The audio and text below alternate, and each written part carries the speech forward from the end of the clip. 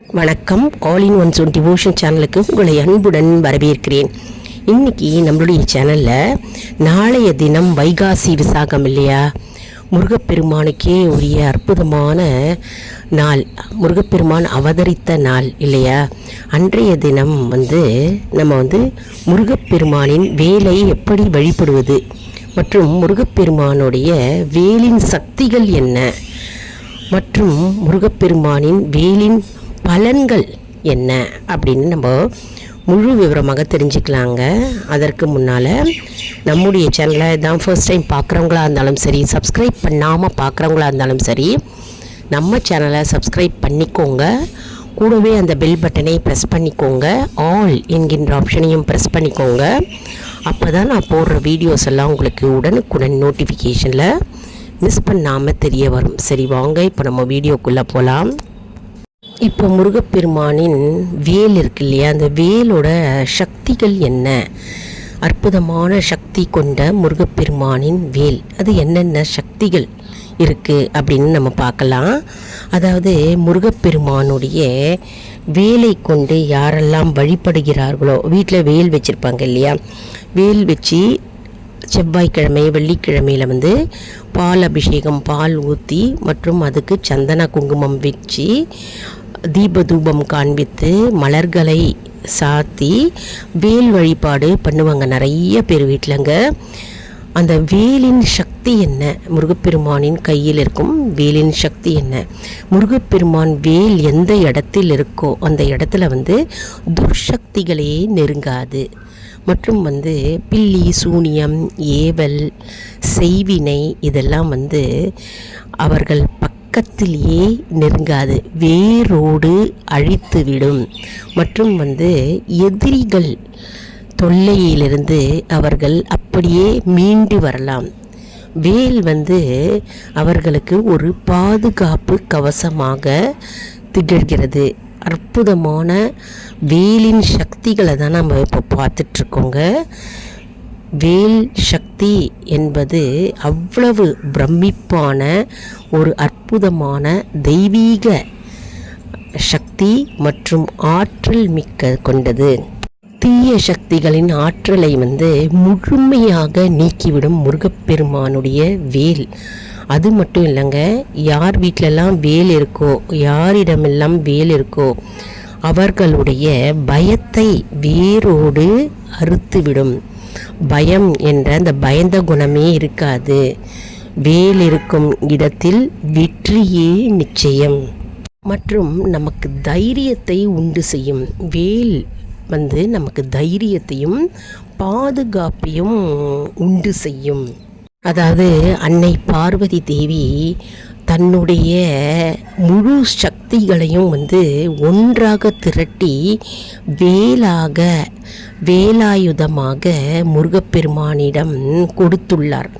தனது சக்தியே வேலாக திகழ்கிறது. அன்னை பார்வதி தேவியின் அற்புதமான சக்தி கொண்ட வேலாயுதம் தான் இந்த வேல். அதனால தான் இதற்கு சக்தி வேல் என்று சொல்கிறோம். சக்தி வேல் என்றால் சக்தியுடைய வேல், ஆதி பராசக்தியின் வேல் வடிவமாக இந்த வேல் திகழ்கிறது. முருகப்பெருமானின் வேல் அற்புத சக்தி உடையது. இப்போது வேலின் ஆன்மீக வழிபாடு என்ன, ஆன்மீக சக்திகள் என்ன அப்படின்னு பார்க்கலாம்.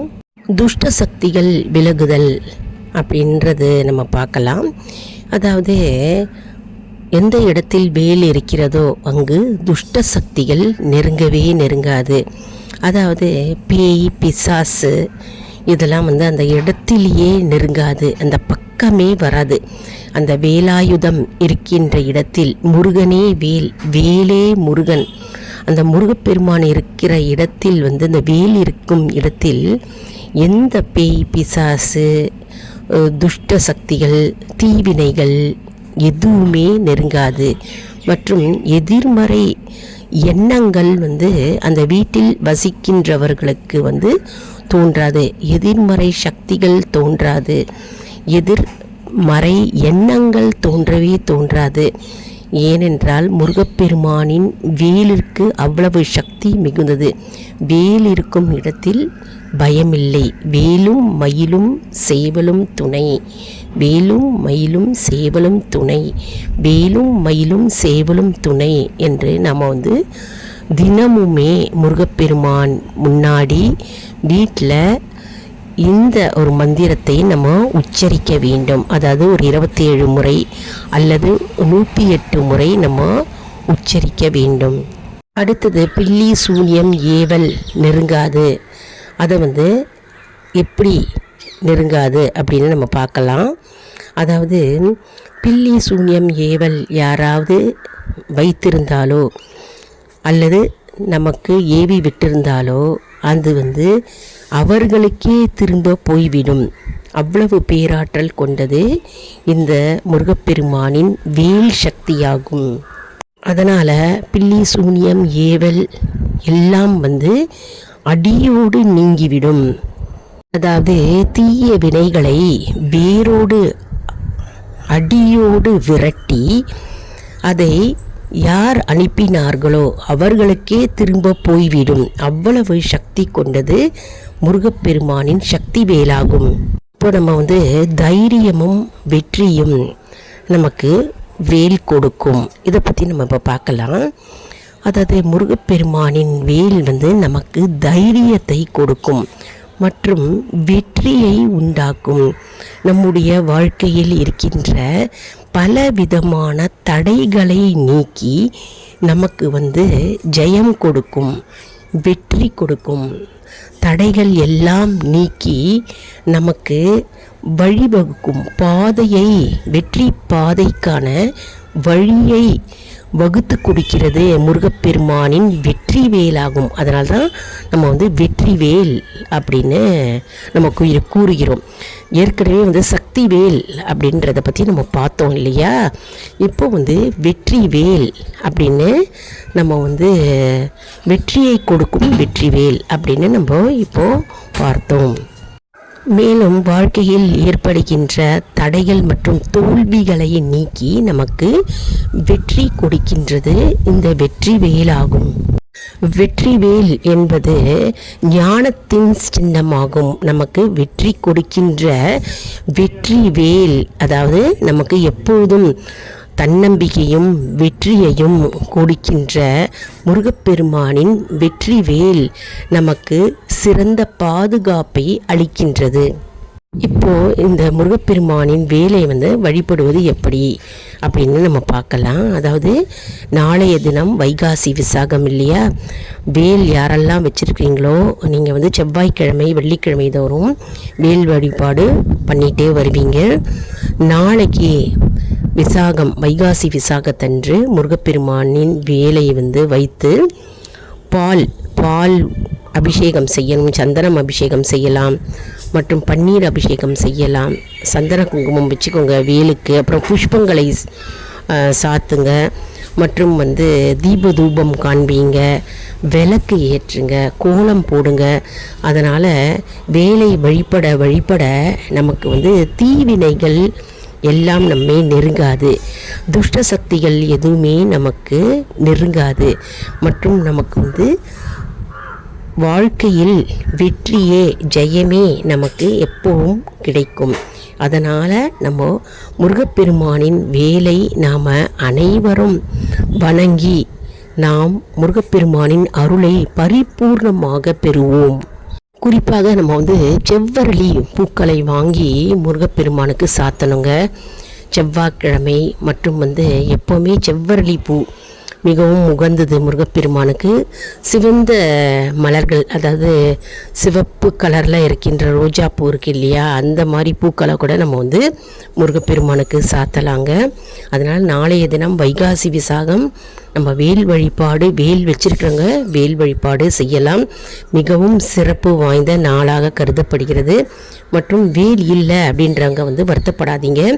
மனதார ஆத்மார்த்தமாக நீங்கள் முருகப்பெருமானை வேலை ஒரு நிமிடம் நினைத்து கொள்ளுங்கள். முருகப்பெருமான் அந்த இடத்தில் வேல் ரூபமாக கண்டிப்பாக உங்களுடைய வேதனைகள் மற்றும் துன்பங்களை நீக்கி போடுவார். மற்றும் உங்களுடைய பிரார்த்தனைகளுக்கு முருகப்பெருமான் பதில் கொடுப்பார். மற்றும் நாளைய தினம் வந்து கந்தசஷ்டி கவசம் படிக்கலாங்க, திருப்புகழ் படிக்கலாம், வேல்மாறல் படிக்கலாம், முருகப்பெருமானுடைய பாடல்களை பாடி முருகப்பெருமானை மகிழ்விக்கலாம். கோவிலுக்கு கண்டிப்பாக போங்க, கோவிலுக்கு போய் முருகப்பெருமானை தரிசனம் செய்யுங்க. முருகப்பெருமானை பிரகாரம் இருக்கும் இல்லையா, பிரகாரத்தை வந்து 6 முறை வலம் வரலாம். நாம் வேல்மாறல் மற்றும் கந்தசஷ்டி கவசத்தை வந்து ஏன் நம்ம வந்து பாராயணம் செய்கிறோம், அதாவது நாளைக்கு மட்டும் இல்லைங்க, தினம்தோறும் நம்ம பாராயணம் செய்து வந்தால் வீட்டில் வந்து துஷ்ட சக்திகளை விரட்டக்கூடிய அற்புதமான சிறப்பு வாய்ந்த பாடல்களாகும். அதாவது முருகப்பெருமானுடைய பாடலே வந்து சிறப்பு இல்லையா, சக்தி கொண்டது. அதனால தான் வந்து நம்ம முருகப்பெருமானுடைய மந்திரங்கள் மற்றும் பாடல்களையும் ஸ்லோகங்களையும் நம்ம வந்து பாடுகிறோம். அந்த எந்த இடத்துல இந்த பாடல்கள் ஒலிக்கிறதோ அந்த இடத்துல வந்து துஷ்ட சக்திகள்லாம் விலகி போகுமா, அந்த இடத்துலையே நிற்காதான். அதனால தான் நம்ம வந்து கந்தசஷ்டி கவசம் படிங்க, திருப்புகழ் படிங்க, அப்புறம் வந்து வேல்மாறல் படிங்க அப்படின்னு நம்ம வந்து சொல்கிறோம்.